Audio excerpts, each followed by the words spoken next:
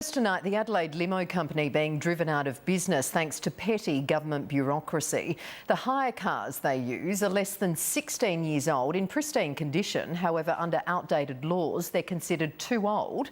And after a big fine, it's reached the point where the owners are too scared to operate. Rodney Lose explains. No, I call it harassment for sure. Personally, I think it sucks. We just need to give them an opportunity to be able to run their businesses in South Australia, not be forced out and forced interstate. We need to make as many jobs here in South Australia as we can, and this looks relatively straightforward to me. They just said, well, no, all you're trying to do is rot the system, and we're not rotting the system. No matter what angle you look at this custom-built stretch Lincoln town car, it's an impressive machine. What sort of condition is it in now? I would say probably 99%, as a car should be, getting 100%. So it's perfect? Perfect, yep. Everything's perfect on it. There's nothing mechanically wrong with this car, nothing body-wise wrong with the car. There's no rust, there's nothing in it. To Tony Mashia, it's like one of his children, lovingly kept and maintained. But to the South Australian government, it's a risk to safety and soon will need to be off the road as a passenger transport vehicle. Now, if I've got to get rid of it, that means I've got to notify and probably sell it interstate. It was in very good condition, had a few faults which get mended as the time goes by. It's everyday maintenance like any car. Daryl Martin knows how he feels. He's just kissed his limousine and valuable second income goodbye. The person that brought our vehicle is happy with it. At the end of the day, the last inspection, it had a clear bill of health. It's all because of legislation in this state that says limousines being used as passenger transport vehicles can't be older than 15 years. It's a law costing South Australians jobs, according to Tony and Lena Machia, who've been running their company, Presley Limousines in Adelaide, for 17 years. Doesn't matter if your car's done 50,000 kilometres or 150,000 kilometres. It doesn't matter how good the condition is, you can throw the car away. It's not worth anything. After 15 years, you can dump the car, which is an absolute joke.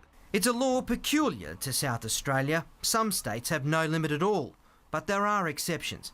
For example, if your car is a character, vintage or veteran vehicle, it can get a special vehicle permit, which is why Tony and Lena bought town cars. When our vehicles came to 15 years, we wrote backwards and forwards to the department, and they said, no, it's not a classic, it's not old enough, and they're not unique vehicles.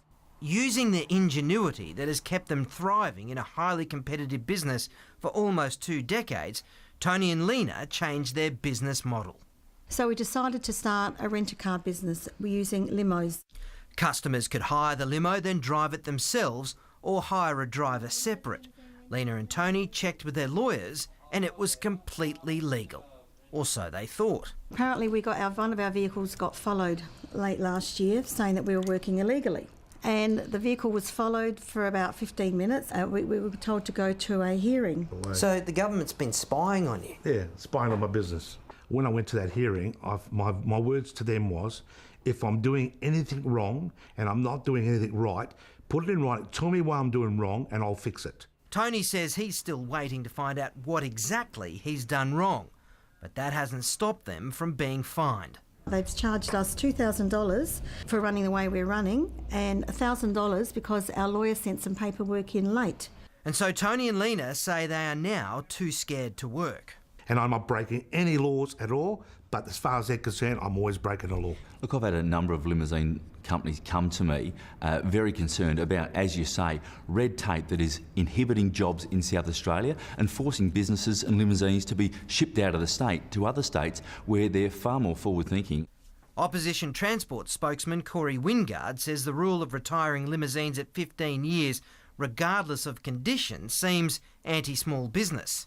As long as these cars are safe, I ask the question, why can't they keep working? Why can't they keep operating? The Department of Transport and Infrastructure says these standards are well known in the industry and are consistent for all operators and ensure that the industry continues to deliver high quality services. They just keep coming at us all the time. They don't lay off. And all we're trying to do is make a living, to pay our expenses, to pay our bills, pay our taxes, and they won't even leave us alone.